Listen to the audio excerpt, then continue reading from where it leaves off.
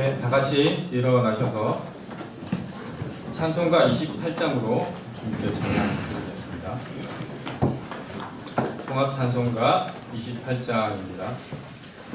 간주 없이 이어서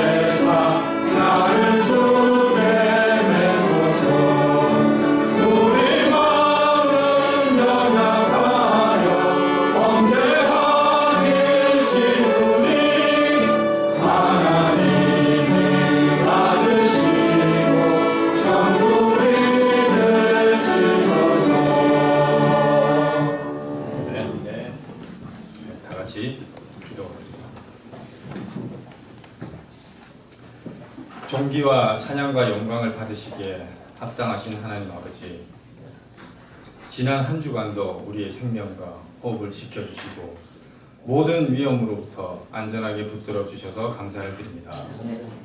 그리고 다시 주님의 내 교회, 반석 위에 세워진 이 지역교회의 지체로서 모일 수 있도록 저희들의 마음과 발걸음을 인도해 주셔서 또한 감사를 드립니다. 지금 이 시간 지극히 높고 거룩하신 주님께 찬양과 경배를 드리오니 기뻐 받아주시옵소서. 주님, 이 나라와 이 민족을 위해 기도드립니다.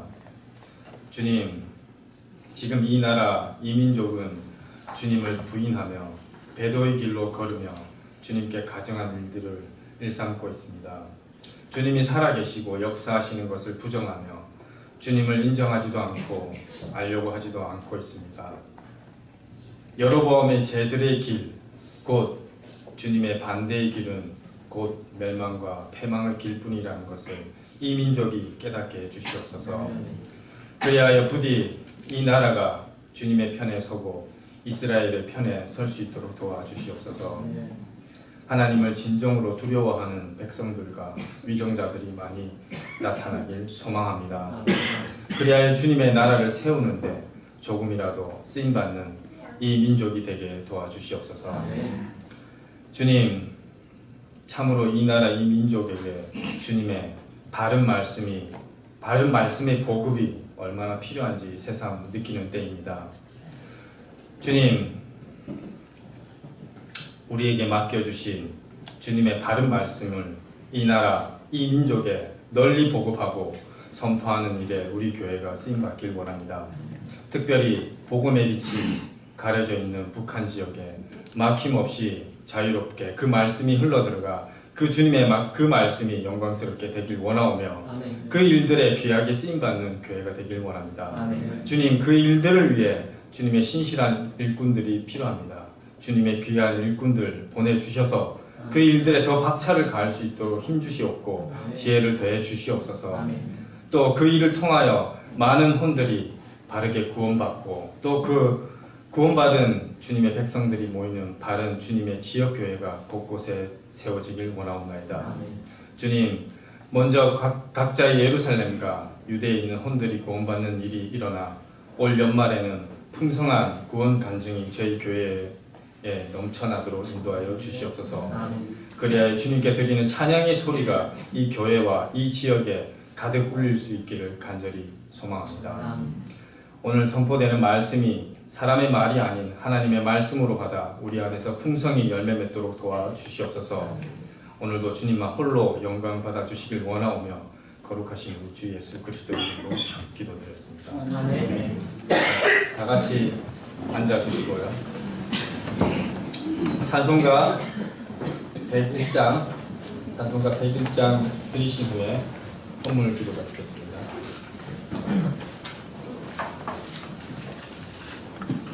반주 없이 이어서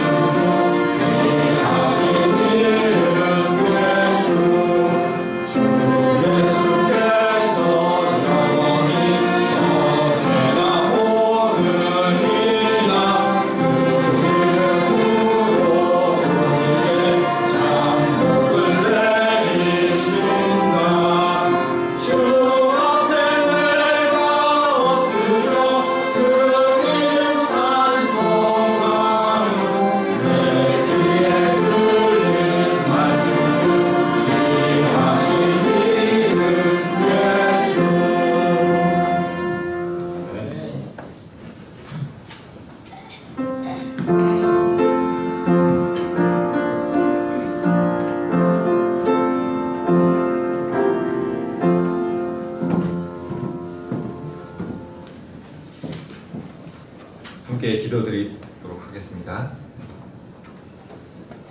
모세의 율법에 기록된 대로 주 내 하나님의 책무를 지켜 그분의 길들로 걸으며 그분의 법규와 명령과 법도와 증언을 지키라. 그리하면 내가 하는 모든 일에서 또 내가 어디로 향하든지 형통하리라.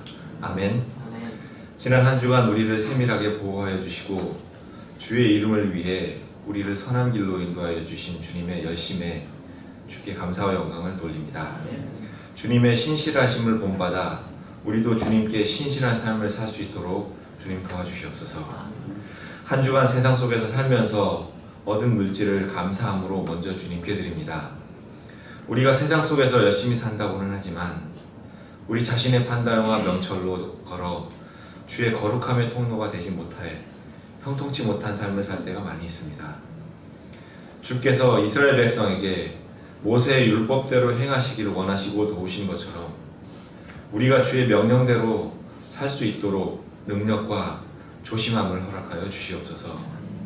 물질을 얻기 위한 수고의 방법이 주님의 명령과 법도 안에 있어 형통하기를 소망합니다. 여호수아와 같이 주님의 길을 선택할 수 있는 용기를 허락하여 주시옵소서. 아버지 하나님, 드린 이 물질이 사용될 때 주님의 뜻을 이루는데 온전히 사용되어지기를 소망합니다. 특별히 공적 성경 사역과 인터넷을 통한 말씀 사역, 영혼 구령 사역, 선교사 지원 사역 등 우리에게 맡겨주신 일들을 잘 감당할 수 있도록 주님 능력 부어 주시옵소서. 또한 여기 머리 숙인 자녀들의 머리털까지도 모두 세고 계시는 주님께서 지체들 한 사람 한 사람의 필요를 살펴주셔서 채워주시기를 원합니다. 풍성한 감사로 주님과 교제하는 매 시간이 될 수 있도록 믿음 증대시켜 주시고 환경을 허락하여 주시옵소서. 예배의 처음과 끝까지 이 예배 중에 함께 하시는 주님을 찬양하며 다시 오실 거룩하신 주 예수 그리스도의 존귀하신 이름으로 기도드립니다. 아멘.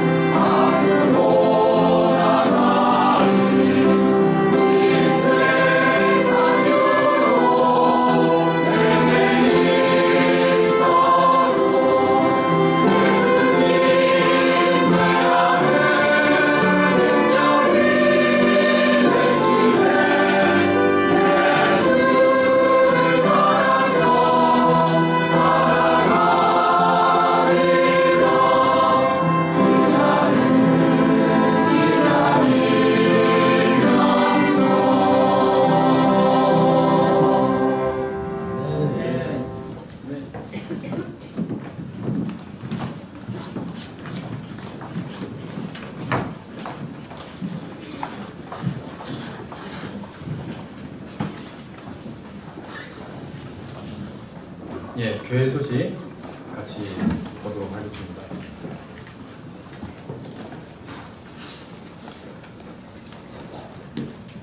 예, 첫 번째로 지난 수요일 오후에는 미국 전도팀 총 11명이 우리 교회를 방문해서 우리 지체들과 함께 저기 사오동하고 고촌 그 사거리에서 거리 설교와 전도지 배포를 하였습니다.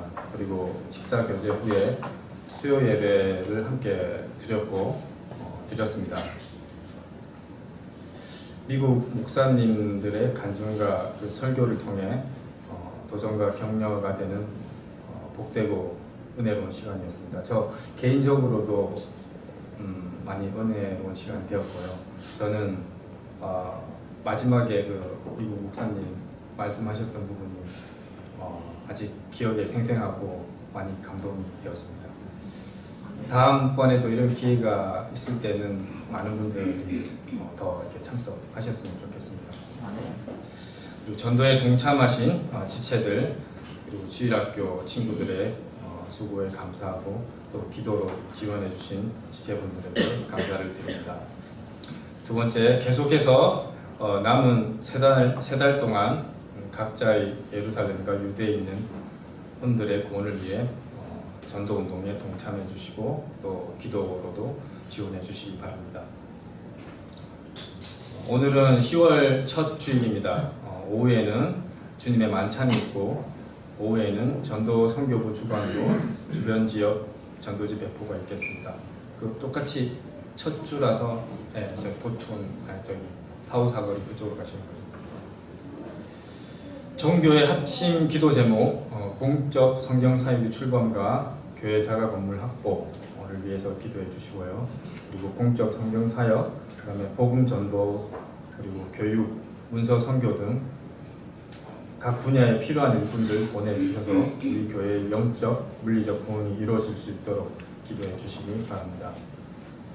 네, 마지막으로 10월 첫째 주 성경 암송 구절 같이 합독하도록 하겠습니다. 시작하겠습니다. 사랑에는 결코 두려움이 없고 완전한 사랑은 두려움을 내쫓나니 이는 두려움의 고통이 있기 때문이라.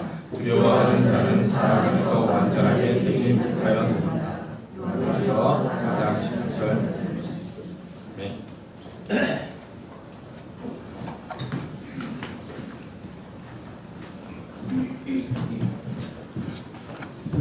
제가 여러분들 교회 한톡방에 미리 알려드렸는데 영변 연지 지학교에 제가 파송해서 보내드린 목사님 언약 침례교회를 위해서 기도해달라고 지금 부탁드렸죠. 계속해서 연락이 오기 전까지 계속 기도해 주시기 바랍니다. 누가 이렇게 공안에 보고를 해갖고 조사를 받아야 하는 그런 상황인 것 같아요. 다 같이 일어나셔서 인사하는 시간을 갖겠습니다. 자, 오늘은 277장 흑암에 사는 백성들을 보라 1절 힘차게 부르신 뒤에 함께 사랑의 인사를 나누겠습니다.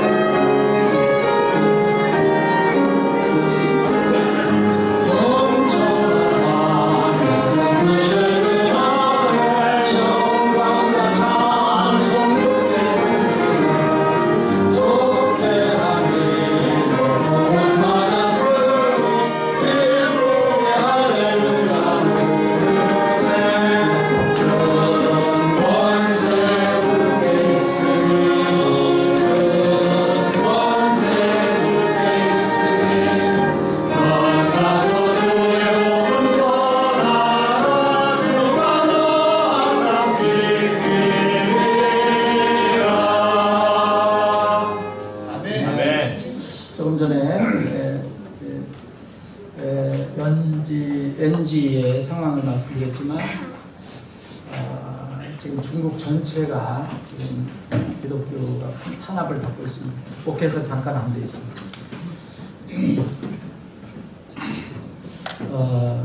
우리가 정말 기도할 때입니다.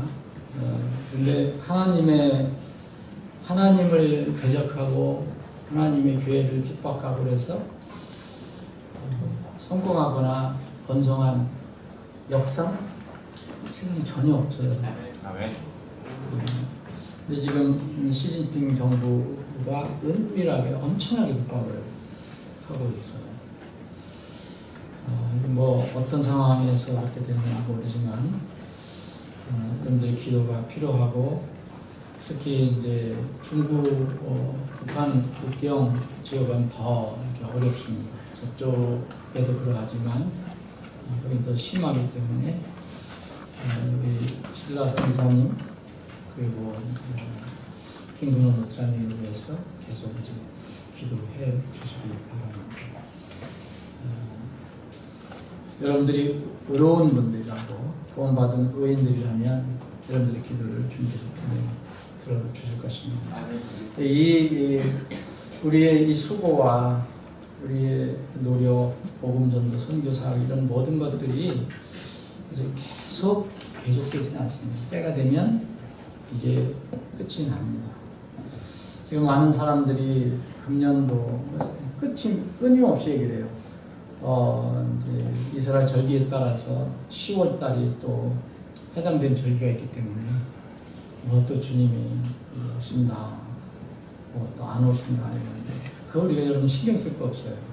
매일 신실하게 주님과 동행하면 됩니다. 구원받지 못한 사람은 빨리 구원받아야 돼요.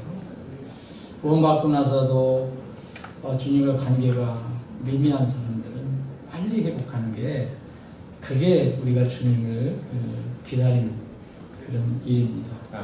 오늘 그 찬양대가 찬양한 찬양을 우리가 말씀을 듣기 전에 다시 한번 여러분 회중 찬양을 한번 하기를 원합니다. 여러분 마라다 찬송가 690장인데 이 찬송은 정말 특이한 찬송인데 1절은 이게 그렇게 배치를 한 것 같아요.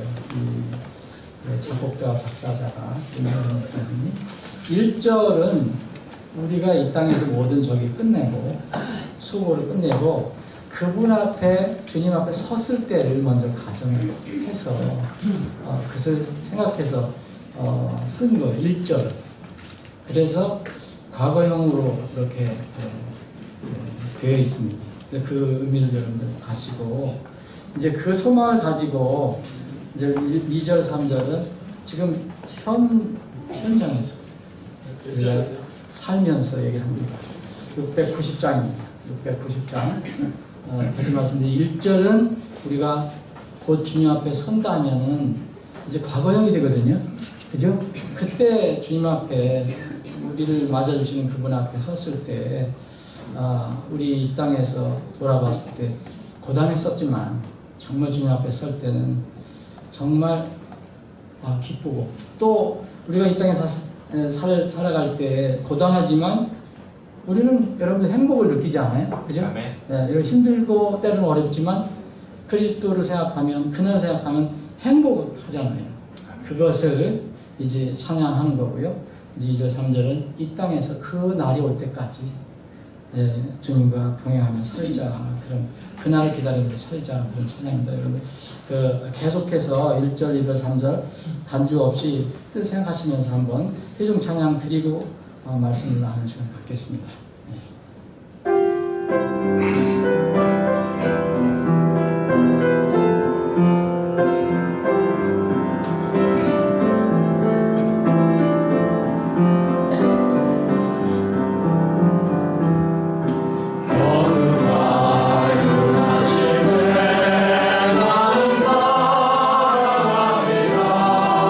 하늘 하늘 곳에 주님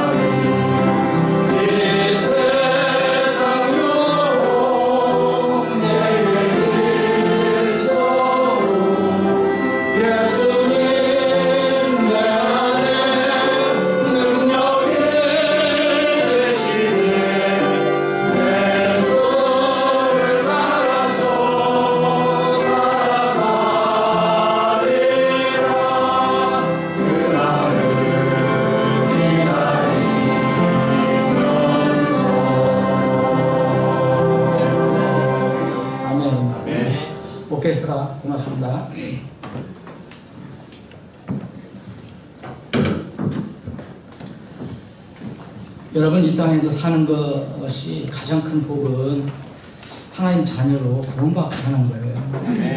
금연은 없습니다. 여러분, 이 땅에서 뭐 호의호식하는 거, 그거는 이제 무슨 어떤 나타나는 어떤 하나의 결과지, 그게 목표가 아니에요. 정말 그날이 올 때 우리는 눈물도 없고 고통도 없고 더 이상 수고와 슬픔도 없고 특히 죽음도 없는 그곳에 우리가 함께 모여서 주님 모시고 살 겁니다. 그 소망이 없으면 어떻게 삽니까, 여러분? 여러분, 교회 다니는 거, 예수 믿는 게 이 땅에서 성공하고 돈 많이 벌고 출세하고 이름 내는 것 때문에 정말 믿는다면 차라리 안 믿는 게 나아요. 이 찬양을 드리면서 제가 갑자기 생각이 났는데, 제가 존경하는 노 목사님이 계시는데 우리 교회에 뭐 모시지는 않았어요. 그분의 그 사모님도 제가 알고 몇 번 만나고 늘 만나면 화사하고 이렇게 건강하시다고 생각했는데 갑자기 돌아가셨다고 이렇게 어제 연락을 받았습니다. 그 목사님 사모님이 먼저 가셨어요. 오후에 조문을 가야 되는데 아들도 지금 목사님이고 우리 성경 함께 성경사역에 동참하는 한혜진 목사님. 근데 그 아버지 되시는 지금 이제 울산에서 독립침례, 성침례를 하고 계시는 분인데 제가 얼마 전에 들은 얘기는 아들 목사님도 들은 어머니가 아프셔서 이렇게 아버지한테 이렇게 전화를 드리면 그냥 말도 안 하시고 우신다는 거예요. 계속해서. 그 사모님이 아마 벌써 그때부터 이렇게 어떤 회복이 안 될 것 같은 그런 느낌을 받으셨는 거예요. 그래서 이제 어제 돌아가셨다는 연락을 받았습니다. 그 사모님은 이제 주님의 품에 안기셔서 이제 이 땅의 고통을 끝내셨지만 이제 남은 이제 그 가족이 좀 이제 72살이신가 이 목사님이 한 살이신가 그 목사님이 어떻게 이제 앞으로 하실까 걱정이 돼서 그 목사님을 위해서 그 교회를 위해서 기도를 해보실 것 같습니다. 이 땅에서 이런 슬픔과 고통과 이 아픔이 여러분 끊이지 않습니다. 뭐 남북이 평화된다고 막 이야기한다 해도 그게 끝난 건 아니에요. 진짜 주님이 오셔야 돼요. 아멘. 우리가 그날에 주님 앞에 섰을 때 나팔 소리 나서 주님 앞에 설 때 이때 모든 것이 끝납니다. 그래서 그날을 기다리면서 여러분 세상 바라보지 마시고 세상 유혹 정말 달콤하고 뭐 재미도 좋고 그러지만 오직 주님만 이렇게 바라보면서 그분만 따라가서 사시면 그날 우리에게 아름다운 날, 놀라운 날이 임할 것입니다. 아멘. 자, 오늘 하나님 말씀을 살펴보겠습니다.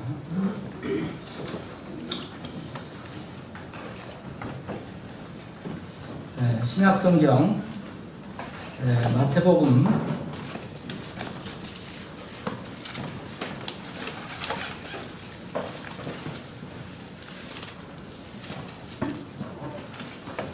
3장 말씀드린 대로 지금 저희들이 이제 이 신앙의 삼각대를 하면서 공부하면서 성경을 읽을 때 그 구절을 자세히 설명해 드리지는 않을 것입니다. 거기에 필요한 구절 때문에 제가 이제 읽어드린 겁니다. 그 3장 1절, 2절 읽겠습니다. 그 무렵에 침례자 요한이 와서 영어로는 John the Baptist 그랬습니다. Baptist.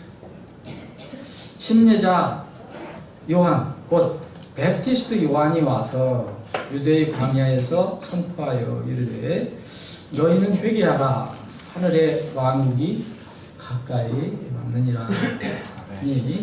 자, 11장 11절.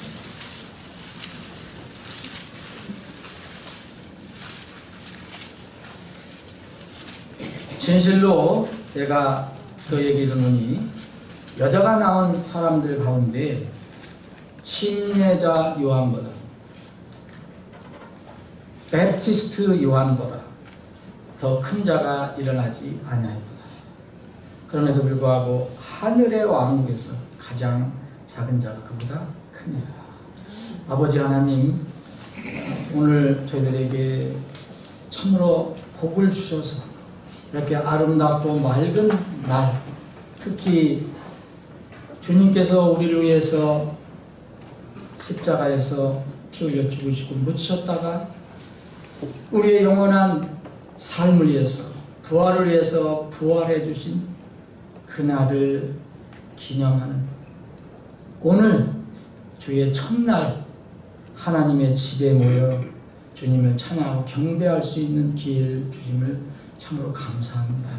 세상 사람들은 정해진 짧은 그 육신을 즐기기 위해서 지금도 아무것도 모르고 육신의 즐거움을 추구하고 있겠지만 저희들에게는 진리를 알려주시고 이 땅에 산 삶이 정해진 한정된 삶이라는 것을 깨닫게 해주시고 영원한 삶을 준비하고 대비하라는 그런 말씀을 주셔서 그 말씀을 받아들여 날마다 주님과 동행하며 살 수 있는 이런 큰 은혜를 주심을 감사합니다.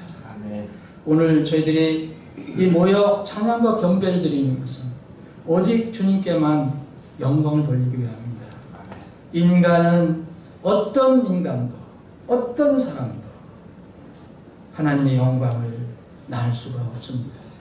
오직 우리를 구원해 주신 그리고 곧 불러주셔서 그 영원한 고통이 없고 죽음도 없는 나라에서 영원히 살게 하실 주님만을 이 시간 머리 숙여 예배하고 경배합니다. 아멘.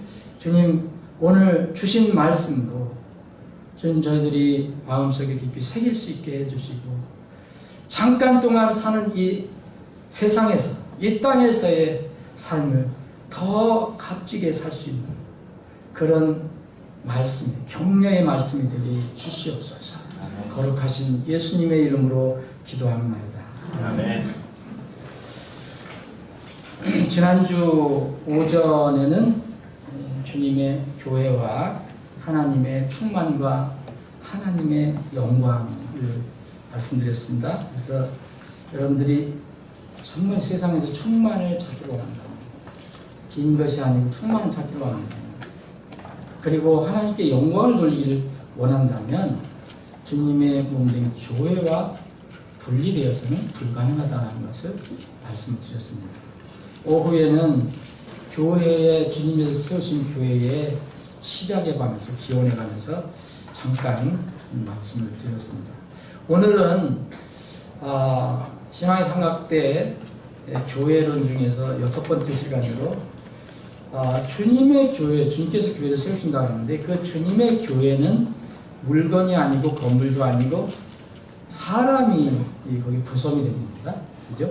그러니까 그 사람, 주님의 교회의 사람들, 그 주님의 몸을 구성하는 사람들은 어떠한 사람들인가? 그래서 주님의 교회와 침례 성도들, 베프티스트라는 그 제목으로 오늘 말씀을 나누겠습니다. 저는 이제 원래 우리 시골 고향이 감리교의 어떤 터입니다. 터랄까 뭐 어떤 다른 교회는 없었어요.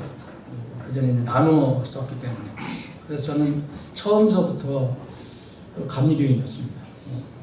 어쨌든 그것밖에 보인 게 없었으니까.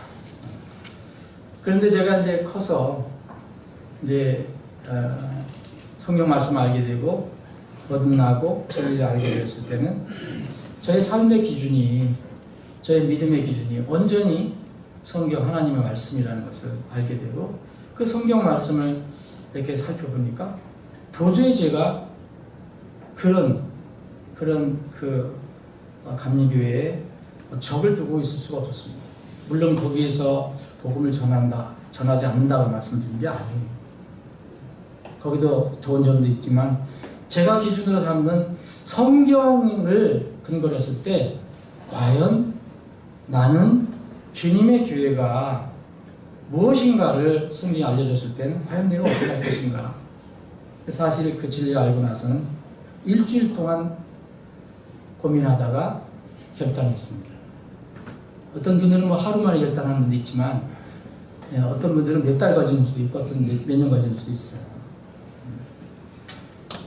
자, 제가 말씀드리는 어떤 하나의 지금 이 시대에 굳어져 있는 한 파를 얘기한 게 아닙니다. 기독교의 파를 얘기하는 게 아니에요. 우리가 말씀 나누는 것은 우리의 믿음이 어디에 있는가, 이것을 제가 말씀을 드리는 거예요. 주님께서 분명히 교회를 세우셨습니다. 그리고 내 교회라고 했습니다. 내 교회, 사람의 교회가 아닙니다. 주님의, 예수님의 그 교회. 그런 그 교회가 성경에서 이렇게 계시가 되어 있는데, 다 알려져 있는데, 그러면 그 주님의 교회를 어떻게 바라볼 것이냐. 그래서 저는 제 개인적으로, 여러분들도 자유입니다. 그럼 양심의 자유가 있기 때문에, 그리고 또 여러분들이 어떻게 해석하든 어떻게 판단하든 여러분들이 결정할 것입니다. 그러나 분명한 것은 우리는 동일한 성경을 가지고 있다는 거예요. 서로 다른 성경이 아니고 오염된 성경이 아니라 하나님께서 잘 보존해 주신 그 말씀을 보면 이제 그 말씀 변함이 없어요. 우리가 어떻게 바라보고, 여러분들이 이렇게 바라보고 다른 사람들이 이렇게 바라보고 저는 이렇게 바라보지만 그 성경은 변함이 없다는 거죠. 그래서 그걸 기준으로 할 때 저는 신앙 양심상 그래서 결단을 한 것입니다. 그래서 저는 개인적으로 베프티스트가 된 겁니다. 베프티스트는 흔히 세상에서 이제 침례 교도 아니면 세례 교도라고 얘기를 하는데 그 말은 적절하지 않다고 생각합니다. 교도가 아니라 성도입니다. 교도는 구원을 안 받을 수도 있어요. 교회에 나가는 사람들 얘기하는 거니까. 그러나 성도는 이미 거룩해졌다, 거룩한 사람이다 하면은 분명히 구원받은 사람을 얘기한다고 생각합니다. 그래서 주님의 교회의 성도들은 지금 이 시대에 얘기하는 어떤 믿음을 가진 사람일까? 다시 말씀드리면 파를 얘기하는 게 아닙니다. 오해하지 마세요. 지금 이렇게 개신교나 세상에서 얘기하는 그런 파를 얘기하는 게 아니에요. 성경에서 어떤 믿음을 가지고 있는가, 그 사람들을 살펴보기를 원합니다. 자, 오늘 본문 말씀에 우리가 읽은 거는 3장 1절에, 마태복음 3장 1절에 성경은 분명히 침례자 요한이라고 얘기합니다. 이 침례자라는 말을 영어로는 베프티스트라고 얘기합니다. 이 베프티스트라는 말을 여러분들이 어떻게 번역했는지, 이 성경은 침례자라고 번역했습니다. 그래서 베프티스트라는 말은 사람을 얘기하는 겁니다. 사람. 그래서 지금 이 시대에도 교회 이름에 이런 것인지 여러분이 잘 모르시는 겁니다. 영어를 보면 이제 교회 이름에 사람이라고, 사람을 이렇게 붙인 데가 있습니다. 우리가 이제 침례교회 하면은 침례교회가 아니라 사실 원래 영어에 지금대로면 침례자들의 모임이라는 거죠. 곧 침례 신앙을 가진 성도들의 모임이라는 거예요. 침례하는 교회다라는 얘기가 원래 아니에요. 물론 그거는 기본적인 거고요.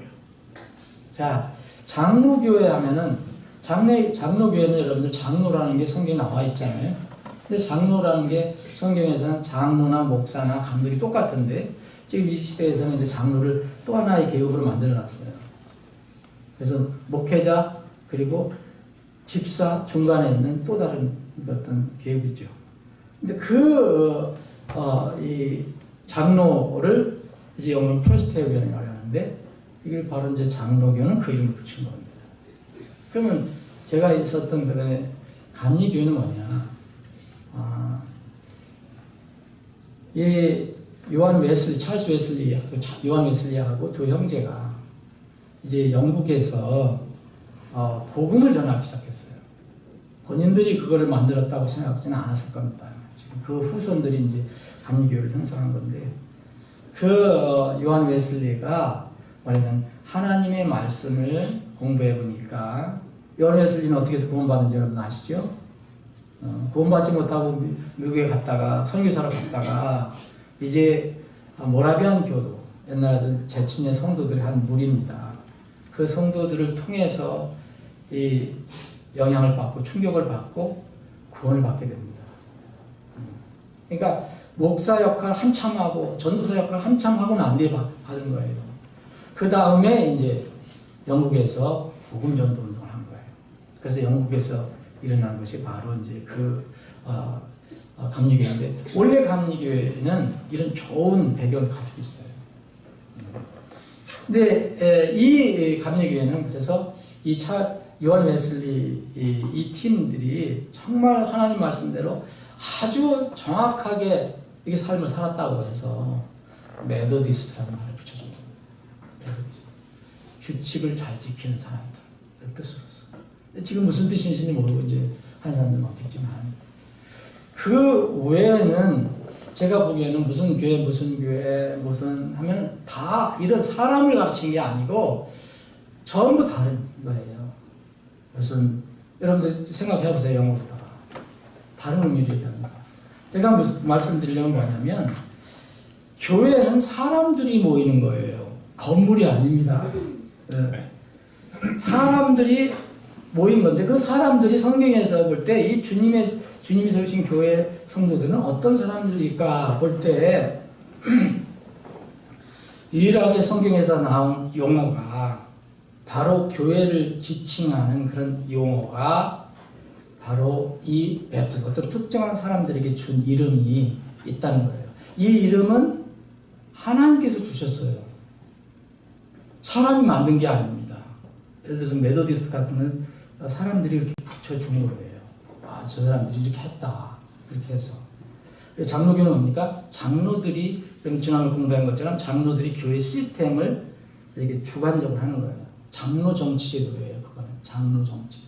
그래서 이 목회자가 아닌, 그리고 평신도들도 아닌 그 중간 계급인 장로들이 이 교회를 시스템을 운영해 가는 것을 바로 장로교회라고 하는 거예요. 그게 중요한 거예요. 교회를 움직이는 정치에서는. 그런데 여기서는 침례자라는 어떤 베프티스트라는 이름이 나오는데, 이걸 누구한테 붙여줬냐면 요한에게 붙여줬어요. 이 마태복음 3장 1절에 그 무렵에 침례자 요한이 와서 이 땅에 유대의 광야에서 선포하여 그랬어요. 이건 누가 기록한 겁니까? 이게 예수님이 하신 말씀은 아니에요. 그런데 이건 누가 한 거냐면 마태가 기록을 했지만 마태가 말한 것도 아니에요. 누가 얘기한 겁니까? 하나님께서 성령을 통해서 마태에게 이렇게 기록하라고 하신 거예요. 그럼 누가 이걸 말씀하신 거예요? 하나님 말씀해 주신 거예요. 아멘. 하나님께서 이 요한은 베프티스타라고 말씀을 하신 거예요. 아멘. 또 11장에서는 아까 우리가 읽은 11장에서는 누가 말씀하신 거예요? 그거는 예수님이 말씀하신 거예요. 예수님이 바로 그냥 요한이라고 얘기하지 않으시고 베프티스트 요한이라고 얘기했어요. 이게 베프티스트를 여러분 어떻게 번역해도 상관없습니다. 침례자로 번역해도 되고 침례 성도로 번역해도 좋고 이 베프티스트라는 뜻이 뭐라고 했습니까? 성경적인 침례를 주는 사람, 그리고 성경적으로 침례를 받는 사람, 그리고 더 나아가서는 이 예수님과 함께 완전히 함께 죽었다가 함께 살아난 사람들, 그래서 그걸 이제 간증하는 것이 이제 구원받고 나서 물침례를 받는 사람들을 이제 얘기하는 것입니다. 자, 이것이 바로 이 이른바 베프티스트의 이름의 유래입니다. 침례자 요한이 하나님께로부터 권위를 받은 것이에요. 그럼 침례자 요한은 자기가 원해서 침례를 줬을까요? 아닙니다. 하나님께서 침례자 요한을 택하셔서 침례자 요한이 정말 예수님 전에 6개월 전에 미리 오셨는데 예수님의 길을 예비하기 위해서, 그리고 예수님께서 본격적으로 사역을 시작하실 때는 하나님께서 빨리 거둬가십니다. 이제 예수님이 길을 예비해놨기 때문에. 침례자 요한은 이제 요절을 한 거 여러분 아시죠? 하나님이 그렇게 데려가신 거라고 좀 믿습니다. 요한복음 1장 33절을 보면 이제 침례자 요한이 예수님을 예배하러 온 사람인데 예수님이 나타나셨어요. 그것을 보고 이제 침례자 요한이 세상에 외칩니다. 1장 29절에 보면 다음날 요한이 예수님께서 자기에게 오시는 것을 보고 이르되 세상 죄를 제거하시는 하나님의 어린 양을 보라. 침례자 요한이 하는 것은 자기 이름을 내려고 하는 게 아니라 절대적으로 예수님을 가리키는 겁니다. 그래서 보라! 세상 사람들에게 얘기합니다. 세상 죄를 제거하시는, 전에 성경으로는 세상 죄를 지고 가신, 이렇게 되어 있죠. 하나님의 어린 양을 보라. 예수님을 가르치는 것입니다. 그래서 그분에 대해 설명을 쭉 합니다. 30절, 31절, 32절. 근데 33절에 보면 내가 그분을 알지 못하였으나 나를 보내어 물로 침례를 주라고 하신 분, 바로 그분께서 내게 이르시되 성령이 내려와 누구 위에 머무는 것을 내가 보거든. 바로 그가 곧 성령을 침례해 주신 분이다. 예수님에 대해서 지금 말씀하시는데, 하나님께서 예수님에게 요한을 통해서 침례를 주라고 하셨는데, 요한은 그냥 한 것이 아니라 이미 하나님으로부터 이런 말씀을 들었어요. 명령을 받았어요. 나를 보내어 물로 침례를 주라고 하신 분, 바로 그분께서. 그럼 누굽니까? 하나님 아버지죠. 하나님 아버지께서 요한을 불러서 너는 가서 물 침례를 주라. 그런데 이제 네가 예비한, 내가 6개월 동안 예비한 그분, 곧 예수 그리스도가 오실 것이다. 그분은 바로 성령으로 또 성령을 내려주시는 분이다라는 말씀을 누가 하셨느냐면 하나님 아버지가 하셨어요. 그러니까 하나님 아버지께서 요한에게, 침례 요한에게 보내신 이유가 물로 침례를 주라고 했던 겁니다. 그래서 침례자 요한은 자기가 침례를 시작한 거 아니에요. 하나님의 명령을 받고서 그렇게 한 겁니다. 이것은 분명하잖아요. 뭐 이의가 없습니다. 누가 얘기하든지. 그래서 침례자 요한은 하나님께서 이런 침례를 주라고 명령하셨기 때문에 침례를 시작한 사람입니다. 그는 요한이 그래서 베프티스트라는 이름을 받은 거예요. 이름을 주신 것도 하나님이고 또 그 침례를 주라고 보내신 것도 하나님입니다. 그러니까 본인이 침례를 주니까 베프티스트 되고 또 다른 사람 받은 사람도 베프티스트가 되고, 예수님을 이 침례자 요한이 침례를 드렸습니다. 이 베프티스트는 바로 사람이 만든 게 아니에요. 용어가 성경에서 나온 거지만 하늘에서 정해주신 이름이라는 거예요. 그럼 베프티스트가 도대체 뭐냐? 베프티스트가 뭐냐? 여러분, 우리는 역사를 다 알 수 없지만 이 세상의 모든 역사는 여전히 역사를 사람들이 많이 왜곡하지만 하늘의 역사는 절대 왜곡되지 않습니다. 역사는 두 가지가 있습니다. 땅의 역사가 있고 하늘의 역사가 있어요. 하늘의 역사는 절대 오염되지 않아요. 근데 땅의 역사는 사람들이 이게 왜곡할 수도 있어요. 그럼에도 불구하고 이 세상의 모든 역사를 움직여 가시는 분은 우리가 하나님이심을 믿습니다. 아멘. 그 역사를 보면은 왜곡된 것도 있고 그렇지만 전반적 역사를 보면 기독교 역사, 그 예수님께서 교회를 세우신 이후의 그 역사를 보면은 세상 역사에서도 정말 주님을 따른 신실하게 말씀대로 따르려고 하는 그 신실한 사람들, 충성스러운 사람들, 진리 때문에 목숨을 버리면서까지도 주님을 배반하지 않고 말씀을 따라갔던 사람들의 그 무리들이 소수의 그룹이든 뭐 좀 큰 그룹이든 쭉 역사적으로 나와요. 역사적으로 나오는데 다 알 수는 없지만, 그런데 기독교 역사에서 보면 이런 사람들에게 이상하게 베프티스트 이름을 붙여준 거예요. 사람들이, 세상 사람들이.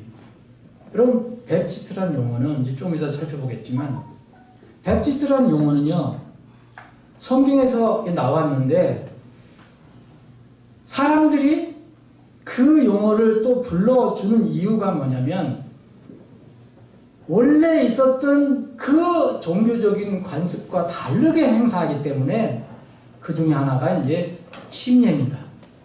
유아세를 받았던 사람들이 진실로 다시 거듭나면, 그리고 구원받지도 않고 세례를 받은 사람이 거듭나면, 만약 이 모임에 가면은 다시 성경적인 침례를 받게 됩니다.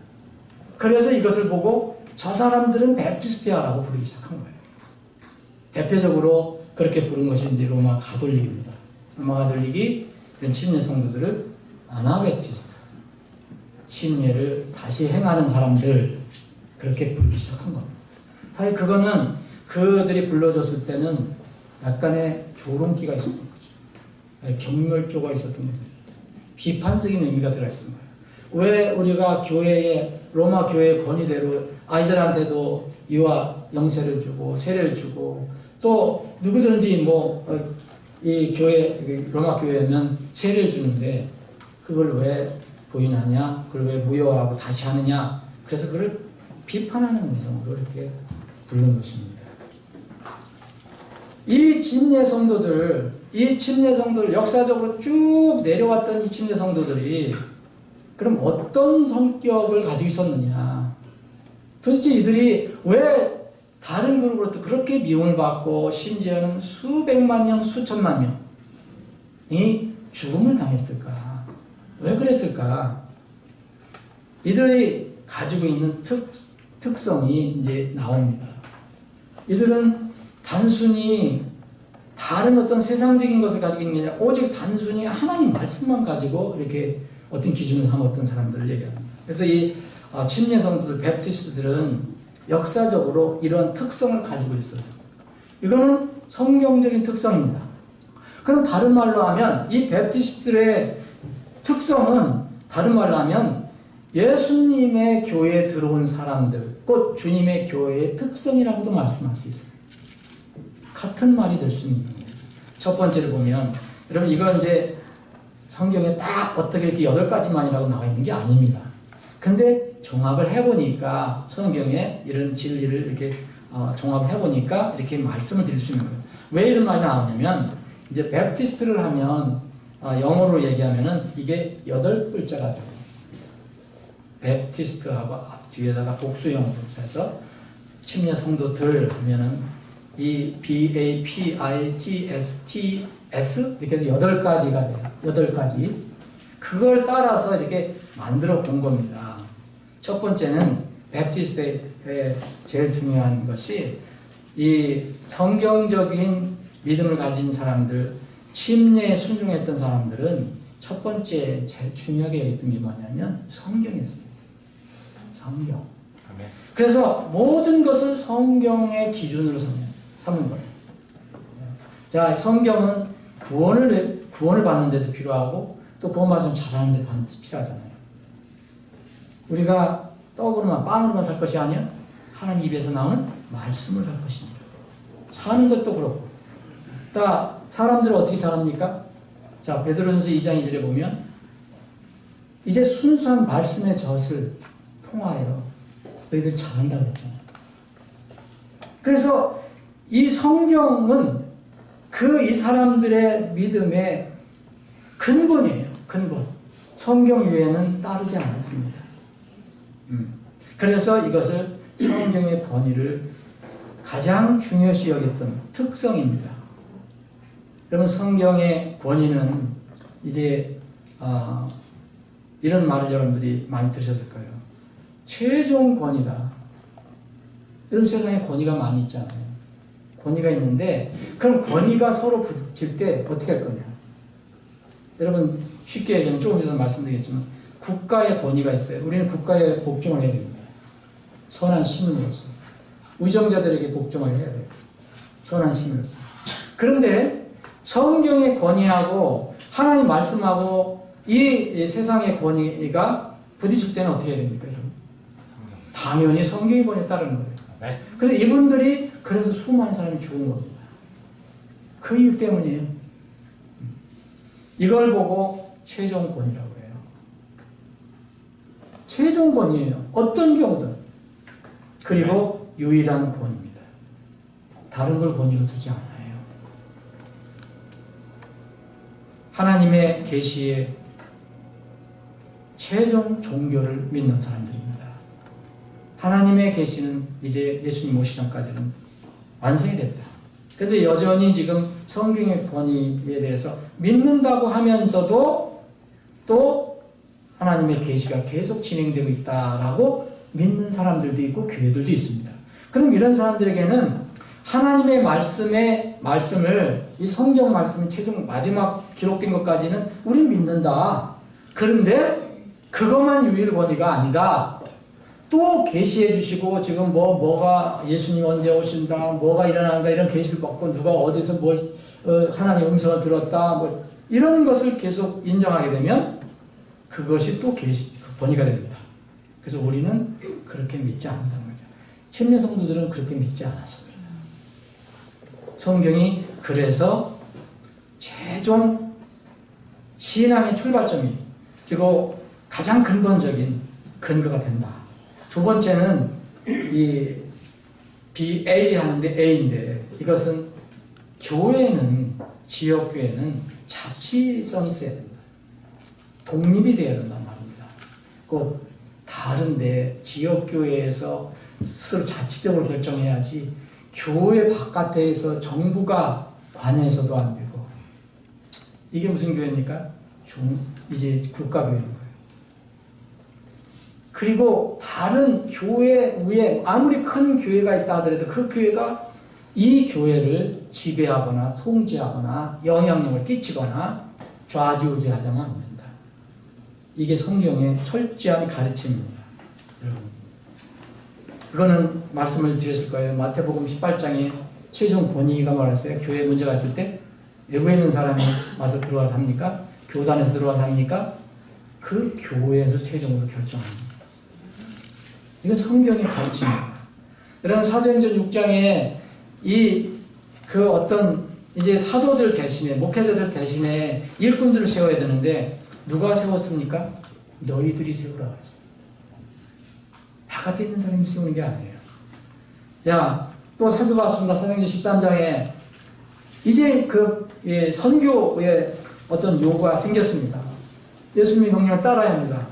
그러면 안디옥 교회에서 사람을 보내야 되는데 선교사를 어떻게 결정할까요?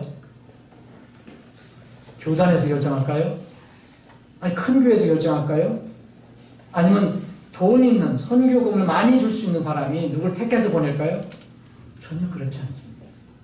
안디옥 교회에서 스스로 자치적으로 결정했습니다. 그리고 안디옥 교회에 와서 또 보고를 했습니다. 교단에 가서 보고한 게 아닙니다. 또 유력한 어떤 사람에게 가서 보고한 게 아닙니다. 교회, 주님의 교회로 와서 그렇게 했다는 겁니다. 물론 교회의 독립성, 자치권은 무질서와 자유방임주의를 지지하는 건 아닙니다. 독립이라고 해서 무슨 자치권이 있다고 해서 마음대로 하는 게 아니에요. 자치는 자유는 반드시 책임과 의무가 따라옵니다. 그래서 여러분 에베소 교회는 소아시아 7교회 중에서 에베소 교회는 이제 주님께서 그런 말씀을 하셨어요. 너희들이 무질서하게 행하면 내가 등잔 때로 옮기겠다. 하나님 말씀대로 가지 않으면 그 하나님의 권위입니다. 권위. 그래서 이 침례 성도들의 그 모임 교회는 절대 교회가 독립성이고 자치권을 갖는 거예요.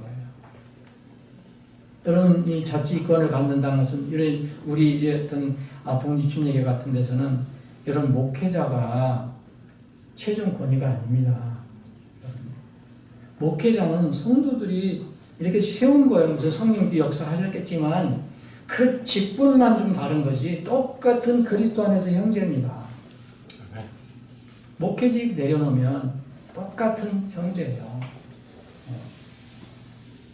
이것이 바로 지역교회의 독립성을 얘기합니다. 자치권. 그리고 세 번째는 이 배파하는데 키가 나오잖아요. 이건 뭐냐?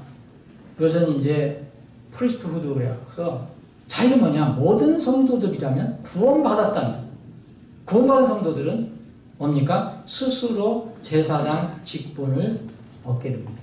신분. 제사장 직분. 이런 구약의 제사장이 지금 시대는 제사장이라고 하지 않습니다. 이 전임사역자들을 제사장을 하지 않아요. 구약의 제사장은요, 이 일반 사람들과 하나님과의 관계에서 중간에 서서 중간 역할을 해줬던 사람들이죠. 그죠? 이 제사장을 통해서 하나님께 듭니다. 그래서 예수님 오시면서 이제는 대제사장이 되신 거예요. 그래서 이분 안에 있으면 누구든지 다 예수님 안에 있으면 하나님께 당당히 나갈 수 있습니다. 아멘. 누구 사람을 끌고 나가는 게 아니에요. 사람 목사, 사람 신부, 데리고 하나님께 나가는 게 아니에요. 그 사람을 통해서 가는 게 아닙니다. 자기가 직접 하나님께 나가는 겁니다. 이걸 성경에서 뭐라 그랬습니까? 그냥 우리가 그리스도인이, 구원받은 그리스도인이 당당히 하나님께 나간다라고 얘기합니다. 여러분, 우리를, 이 왕으로도 세우셨는데, 왕은 분명히 이제 앞으로 다스릴 기회가 있으니까 미리 왕으로 세우신 거라고 저는 믿는데, 이 왕과 함께 동시에 하나님께 나갈 수 있는 특권, 다른 사람들이 무슨 중매서거나 중보하거나 무슨 역할을 해서 나가는 게 아니라 내가 당당히 예수님의 피를 믿는 믿음으로 나갈 수 있는 거, 이게 바로 제사장이거든요. 그래서 요한계시록 1장 6절에 보면 제가 여러 성경 버전은 못 읽습니다. 하나님 곧 자신의 아버지를 위해 우리를 왕과 어느 다음에 제사장으로 삼으신 그분께 영광과 통치가 영원토록 있기를 원하노라. 우리는 그래서 왕과 제사장이 된 거예요. 근데 지금 이 시대에도 어떤 교회는 이 목회자가, 설교자가 제사장처럼 군림하는 데가 있고 또 제사장처럼 여기는 사람들이 있어요. 그래서 구약에 있는 제사장의 그 권한을 다 가지고 있는 줄 알고 있어요. 그래서 무슨 이 제사장이 무슨 축복권도 있고, 물론 저희가 여러분을 축복할 수 있어요. 그죠? 여러분들은 저를 축복해 줄 수 있어요. 예? 아멘. 여러분 구약에서는 이 제사장이 그 일반 사람들 축복해줘요. 일반 사람, 죄진 사람이 그 사람 축복할 수가 없어요. 구약의 제사장은 축복권 가지고 있었고, 축복권 가지고 있었고, 심지어는 뭘 가지고 있었어요? 저주권도 가지고 있었어요. 물론 하나님 말씀 대하는 대언권 가지고 있었어요. 근데 이 시대에도 무슨 저주권이 있는 것처럼 그렇게 행하는 참으로 안타까운 일이 있습니다. 여러분, 이 시대에 신약교회 사역자는 절대 구약의 제사장이 아닙니다. 우리는 그런 무슨 권한이 있는 게 아닙니다. 우리는 서로 축복해 줄 수 있어요. 물론 이제 전임 사역자를 배나 존경하는 마음은 분명히 명령이 있습니다. 왜냐하면 그 직분 때문에 그러한 것입니다. 그 직분 때문에 그렇게 하라고 했습니다. 자, 네 번째는 이제 베프티스트 T에 이건 뭐냐면 두 가지 규례에서 two ordinance에서 두 가지 규례는 여러분 다 아시죠? 뭔지? 물침례와 구원받으면 물침례를 받고 그 다음에 물침례 받은 사람들이 그 교회에서 하는 만찬에 참여하십니다. 이 물침례와 이 만찬을 교회에서 시행할 수 있는 두 가지 규례가 있습니다. 이 예는 성경에 없어요. 여기다가 붙이고 해서 뭐 로마 카톨릭 같으면 8개인가 뭐 9개, 뭐 10개까지 있는데 이건 사람들이 자꾸 만들어낸 거예요. 뭐 하는 거 뭐 자유죠. 그건 뭐라고 할 수가 없어요. 근데 성경에서는 이거 두 가지 외에는 이제 규례라고 말씀할 수가 없습니다. 이런 거 만찬에 대해서도 여러 가지 할 말이 있지만 이제 이 세상에서 뭐랍니까? 성찬이라고 해요. 성만찬에서 뭐 그게 특별한 그 무슨 떡덩어리, 빵덩어리가 뭐 카톨릭에서는 그 빵덩어리가 예수님이라고 했잖아요. 예수님 몸이라고. 이건 참 어떻게 이해해야 되는지 모르겠습니다. 자, 만찬하실 때마다 여러분들이 성경 말씀 통해서 늘 기억하는 게 뭡니까? 뭡니까? 기억하고 기념하는 겁니다. 기억하고 기념하는 거예요. 아멘. 예수님을 기억하고 기념하는 거예요. 아멘. 예. 거기 무슨 빵덩어리가 실제 여러분 예수님이 된 것처럼 그것이 아닙니다. 5번째는요, 이 티 하는데 아이가 나오는데 이건 뭐냐면 개인 신앙 자유를 얘기합니다. 양심의 자유를 얘기하는 거예요. 양심의 자유. 여러분, 사람들은 누구나 양심의 자유가 있어요. 특히 침례 성도들은 개인의 양심의 자유를 존중하는 거예요. 강요하면 안 됩니다. 무슨 차이가 있느냐면요. 여러분, 중세의 종교재판이 왜 나왔어요? 종교재판이라는 건 뭡니까? 로마 카톨릭이나 어떤 기존, 어떤 종교 세력에서 정해놓은 기준에 맞지 않으면 재판을 해서 죽이든지 감옥에 가든지 하는 게 종교재판 아닙니까? 얼마나 많은 사람이 죽었는지 얼마나 아시죠? 물론 그들이 얘기하는 마녀, 이단들도 이렇게 했겠지만, 여러분, 이단들이라도 그렇게 하면 안 됩니다. 사입이라도 그렇게 하면 안 돼요. 그러면은, 만약 그렇다면은 똑같은 거죠. 모슬렘하고 똑같아요. 코란 안 믿으면 칼이다. 그럴 수가 없습니다. 자, 성경에서 잘 살펴볼 수 없지만, 다 개인 양심에 따라서 결정하라고 되어 있어요. 개인 양심에 따라서. 예? 하다못해 로마서 14장을 보면요, 날 정하는 것도, 먹는 거 정하는 것도 다 이게 무슨 율법으로 정하지 마라. 이건 개인 양심에 따라서 하는 거야. 그리고 권면을 할 수 있겠죠. 예? 권면할 수 있을 것입니다. 자, 로마서 14장을 보면, 자, 그때 당시에 이제 먹는 거 가지고 논쟁이 일어났습니다. 먹는 거 가지고. 그래서 어떤 사람은 이제 모든 것을 먹는데, 어떤 사람은 약해서 채소만 먹어요. 그래서 로마서 14장 3절 보면, 먹는 자는 먹지 아니하는 자를 업신여기지 말고, 먹지 아니하는 자는 먹는 자를 판단하지 말라. 하나님께서 그를 받으셨습니다. 5절에 보면, 어떤 사람은 한 날을 다른 날보다 귀히 여기고 다른 사람은 모든 날을 같게 여기나니 각 사람은 자기 마음에서 완전히 확신할지니라. 자기 마음이 뭡니까? 양심대로 한다는 거죠. 그런데 우리는 양심의 기준이 뭡니까? 성경 말씀이죠. 아멘. 우리 마음이 이렇게 하고 싶지만 그래도 성경 말씀 있으면 우리는 그게 따라가는 거죠. 그럼에도 불구하고 사람들을 강요할 수가 없어요. 어디 저 사람은 믿지 않는다. 또 저 사람은 BJ를 가지고 있다. 이단들이다. 그래서 정죄할 수가 없어요. 권면할 수 있고 비판을 할 수 있지만 그 사람들 손을 대면 안 됩니다. 그런데 이런 우를 범한 거예요. 이 중세의 로마 카톨릭이. 그리고 여러분, 나중에 이제 종교개혁에 관해서 공부하겠지만, 여러분, 재침례 성도들이, 침례 성도들이 이 종교개혁 그 세력에 의해서도 많은 사람들이 죽었습니다. 이유는요, 그들이 정한 유아 세례를 거부했다는 거예요. 그들이 정한 어떤 기준을 따르지 않았다는 거예요.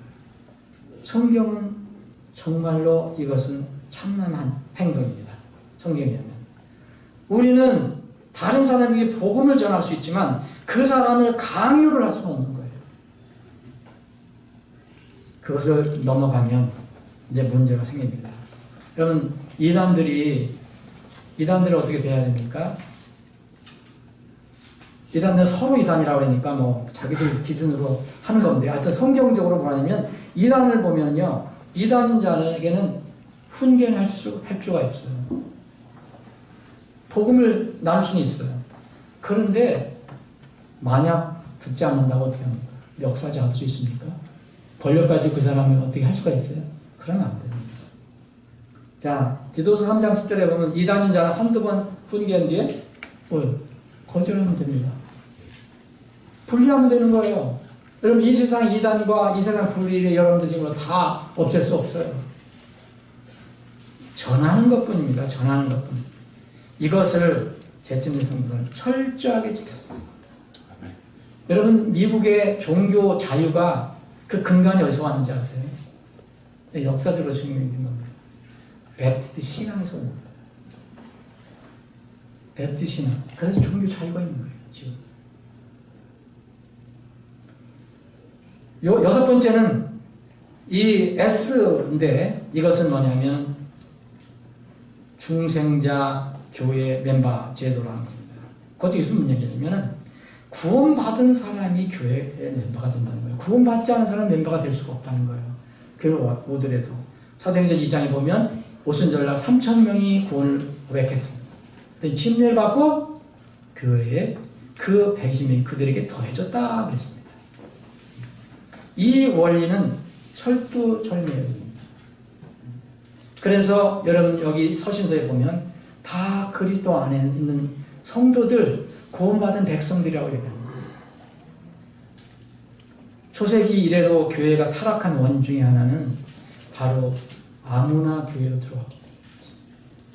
세례받는다고 들어오고 누가 인정한다고 들어오고 뭐 무슨 의식 하나 지켰다고 들어오고 그래서 교회가 엄청나게 타락하기 시작했습니다. 여러분 이미 성경에서 예언하고 있어요. 갈라디아 2장 4절에 보면 알지 못하는 사이에 벌써 거짓 형제들이 들어왔다고 얘기합니다. 갈라디아 교회. 알지 못하는 사이에 거짓 형제들이라고 했어요. 들어왔다고 얘기합니다. 고린도후서 11장 26절에 보면 거짓 형제들 가운데서 바울 사도가 지극한 오염을 경험했다. 물의 오염, 불의 오염, 무슨 맞는 오염, 폭력의 오염, 뭐 죽음의 오염, 굶주림의 오염 여러 가지 있었는데 그 중에 하나가 거짓 형제들에서 그들로부터 오염을 당했다라고 얘기합니다. 초대기서부터 이런 사람들이 있었습니다. 일곱 번째는 바로 두 가지 교회 직분입니다. 아까 두 가지 기회라 했잖아요. 두 가지 교회, 성경에서 얘기하는 교회 직분은요. 직분입니다. 이게 계급 아닙니다. 직분은 감독입니다. 감독, 곧 장로, 곧 목사. 똑같은 거예요. 감독이나 장로나 목사나. 그리고 집사. 이 두 가지밖에 없습니다. 어쩔 수 없습니다. 근데 이 세상에서 지금 장로 만들어 놓고, 권사 만들어 놓고, 뭐 만들어 놓고, 안찰 만들어 놓고. 모르겠어요. 그러면 성경에 없는 겁니다. 그럼 얘기하면, 그래, 뭐 그거 없더라도 다 잘 쓰면 좋지 않습니까? 그렇게 얘기하면 할 수 없는 거고요. 성경에는 없는 직분입니다. 목사, 집사. 목사를 감독이라고 부르고 싶으면 감독, 집사. 감독을 장로라고 부르고 싶으면 장로, 집사. 이 두 가지 외에는 없습니다. 두 가지 직분. 자, 근데 이 직분에서 보면 이 시대에 보면 성경에 너무 떠난 것이 있습니다. 직분자는 자매님들 오해하지 마시기 바랍니다. 직분자는 형제밖에 될 수 없습니다. 전부 목회자든 집사든 간에 하나님께서 그렇게 정해 놓으셨어요. 이유는요. 원래 창조 질서상 여자의 머리가 남자입니다. 남자의 머리는 그리스도라 했어요. 하나님께서 남자를 만드시고 남자 후에 여자를 만드셨어요. 지금 페미니즘 운동 그 나름대로 그들이 주장하는 대로 가면 되고요. 우리는 상관없습니다. 우리는 세상이 어떻게 바뀌든 하나님 말씀이 중요합니다. 페미니즘이 나중에 세상을 심판할 게 아닙니다. 하나님이 심판하십니다. 여러분 성경에 분명히 이야기합니다. 목회자, 감독, 한 아내의 남편이 되어야 하며 알았습니다. 여러분 성경 바꿀 수 있는 분이 있으면 바꾸시면 됩니다. 한 아내의 남편을 한 남편의 아내로 바꿔보십시오. 그러면 되죠. 그러면 여자 목사도 나올 수 있어요. 제가 그 여자 목사 학원분들을 제가 막 뭐 비하하고 비판하려고 하는 게 아니에요. 저는 성경에 있는 대로 말씀드리는 거예요. 집사도 분명히 이렇게 되어 있습니다. 한 아내의 남편이며 그랬어요. 디모데전서 3장 읽어보세요. 아멘. 이건 하나님 말씀입니다. 가볍게 볼 사람들 가볍게 본다 하더라도 우리는 하나님 말씀을 어길 수가 없습니다. 여러분 이런 부분에 대해서는 더 공부할 게 많이 있지만, 자 베드로전서 5장을 보시면 이런 말씀이 있습니다. 베드로전서 5장 1절에 보면 너희 가운데 있는 장로들에게 권면하노니 나 역시 장로요. 누가 얘기하는 겁니까? 베드로가 얘기하는 겁니다. 그리스도의 고난의 증인이요 또한 앞으로 나타날 영광에 참여할 자니라. 너희 가운데 있는 하나님의 양떼를 먹이고, 자 장로들에게 권면하는 거예요. 목회자들한테 권면하는 겁니다. 감독들에게 권면하는 거예요. 베드로가 얘기하는 나도 너희들 같은 장로다. 그러면서 너희들이 하는 일이 뭐냐? 하나님의 양떼를 먹여라. 하나님의 양떼를 먹이는 게 뭡니까? 목자예요, 목자. 여기서 목회자가 나온 거예요. 그리고 감독하자 그랬잖아요. 그래서 디모데전서 3장에 감독 직분이 나오는 거예요. 감독의 직분을 사모하면 이게 나왔어요. 네? 장로, 목회자, 감독 같은 그 직분인지 여러분 아시죠? 억지로 하지 말고 자진해서 하며 더러운 이익을 위해서 하지 말고 오직 준비된 마음으로 하며 하나님의 상속 백성 위에 군림하지 말고 오직 양떼에게 본이되라. 그러냐면 목자랑께서 나타났을 때 너희가 사라지지 않냐는 영광의 관을 받으리라. 아멘. 여러분 이 말씀 단순합니다. 이게 계급이 아니다. 목회자를 부르든 감독으로 부르든 장로로 부르든 한 직분이다. 그리고 여러분 이 직분은 절대로 형제에게, 남성에게 일단 맡기셨다. 아멘. 하나님께서. 집사, 그 목회자의 아내는 그럼 뭐냐? 집사의 아내는 뭐냐? 그래서 성경 따로 집사의 아내에 대해서 얘기합니다. 집사의 아내. 마지막으로 교회와 국가의 분리입니다. 이 말씀 간단히 드릴 말씀은 아니지만 간단히 말씀드리겠습니다. 지금 많은 사람들이 혼돈하는 겁니다. 여러분 국가하고 교회, 여러분 이것은 같이 같은 지역에서 있다 하더라도 성격이 완전히 다른 것입니다. 교회는 국가를 존경할 수 있습니다. 교회 성도들은 그 권한을 인정할 수 있어요. 그런데 국가가 교회를 함부로 간섭하면 안 됩니다. 아멘. 예수님께서 세우신 것입니다. 예수님께서 계셨을 때 시적 것은 시적 것, 하나님 것은 하나님께로 돌려야 했습니다. 철저한 정치와 이 신앙의 분리를 얘기합니다. 물론 우리가 국가를 위해서 기도할 수 있습니다. 옳은 것을 위해서 얘기할 수 있습니다. 그런데 국가가 교회가 될 수가 없습니다. 교회가 국가가 될 수가 없습니다. 곧 신앙이 정치가 될 수가 없습니다. 교회, 곧 신자와 국가, 정치와의 관계는 같이 가더라도 절대로 분리가 되는 것입니다. 아멘. 여러분 말씀을 이제 정리를 해야 되는데요. 침례 신앙을 가지고 있는 사람들을 침례 성도라고 합니다. 이 침례 성도들을 어떻게 부르냐면 사람들이 베프티스트라고 우리가 흔히 부르는 겁니다. 그래서 우리 교회도 베프티스트 처치라고 하는데 사실 이름은 그렇게 겉으로 드러나는 이름은 그렇게 중요한 게 아닙니다. 요새는 그 이름 때문에 그 브랜드를, 그 내용을 드러낼 수도 있겠지만 중요한 것은 그 안에 있는 내용입니다. 여러분 처음에 여러분 우리 성도들이 처음에 세상으로부터 받은 이름은 뭔지 아십니까? 하나님은 베프티스트라고 처음에 그 요한에게 베프티스트라는 이름을 주었어요. 그래서 침례를 하게 했어요. 근데 사람들이 구원받고 세상에 살 때 사람들이 소위 기독교인들에게 붙여준 이름이 있었어요. 그 이름은 뭔지 아시죠? 제자들에게 붙여준 최초의 이름은 크리스천이라는 겁니다. 크리스천, 그리스도인이라는 거예요. 사도행전 이건 3번밖에 안 나옵니다. 딱 3번. 사도행전 11장에 26절에 보면 복수로 나와요. 이것은 세상 사람들이 안디옥 교회에 있는 사람들을 보고 이야기한 거예요. 아, 저 사람들은 예수 따는 사람들인가 봐. 그래서 예수쟁이, 요새 말 같으면 조롱하는 말로 예수쟁이들이라는 거예요. 그리스도 따르는 사람들. 그래서 크리스천들, 그리스도인들이라고 얘기합니다. 이게 복수로 나와 있고요. 거기는. 그리고 또 사도행전 26장 28절에는 여러분 바울 사도가 그 앞에 불려가서 복음을 전했던 유대 아그리파 왕, 아그리파 왕이 그 자기 입으로 얘기합니다. 네가 나를 거의 그리스도인이 되게 할 뻔했구나. 그죠? 그 사람이 쓴 용어가 바로 크리스천이에요. 그 사람이 가지고 있었던 개념은 뭡니까? 지금은 쓰는 용어가 아니고 약간 조롱이고 비판적인 내용이죠. 네가 날 거의 그렇게 만들 뻔했다. 그렇게 됐으면 참 좋았을 건데. 그리고 나서는 이 베드로가 마지막에 베드로서 4장 16절에 이 제자들, 예수님의 제자들이 세상에서 받는 고난과 부끄러움과 연결된 의미로 사용했을 때 베드로가 딱 한 번 사용했어요. 이게 크리스천이라는 이름입니다. 크리스토예요. 여러분, 크리스천이라는 이름은 예수님을 따르는 사람, 곧 예수님의 사람들이라는 뜻이에요. 그 신분적인 의미가 강합니다. 여러분들 크리스천이죠. 그런데 베프티스트는 뭡니까?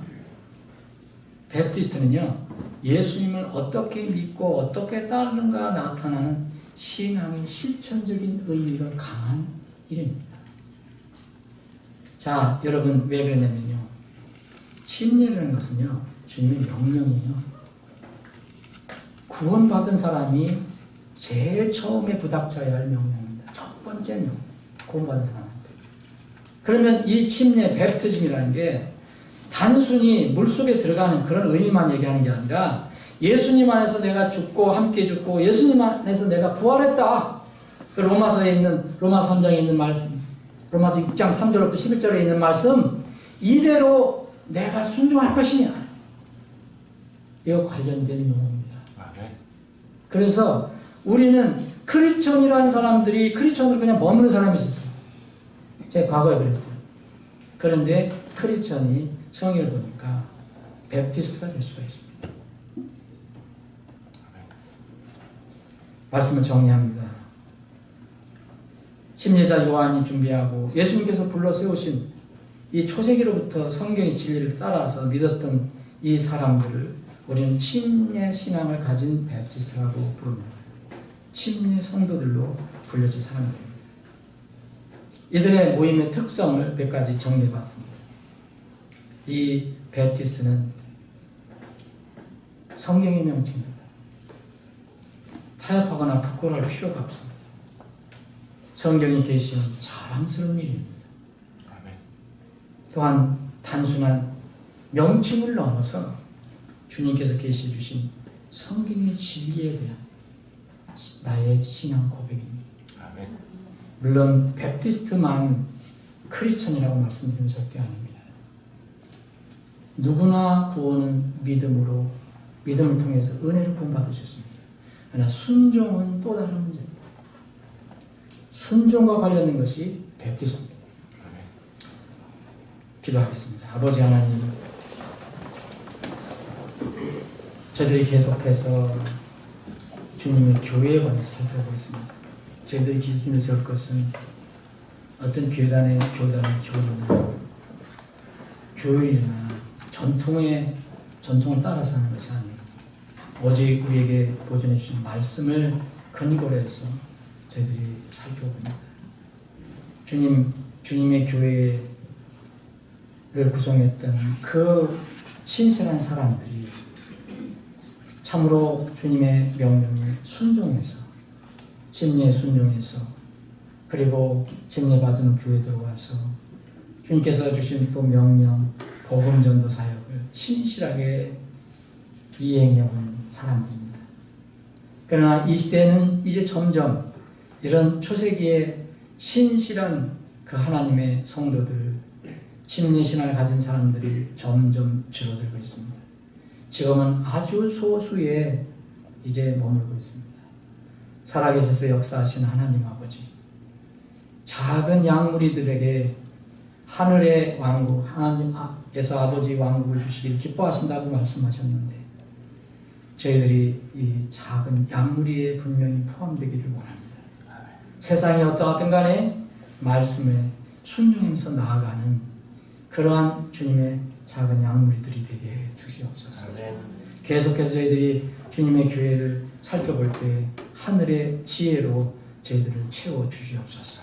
거룩하신 예수님의 이름으로 기도합니다. 아멘.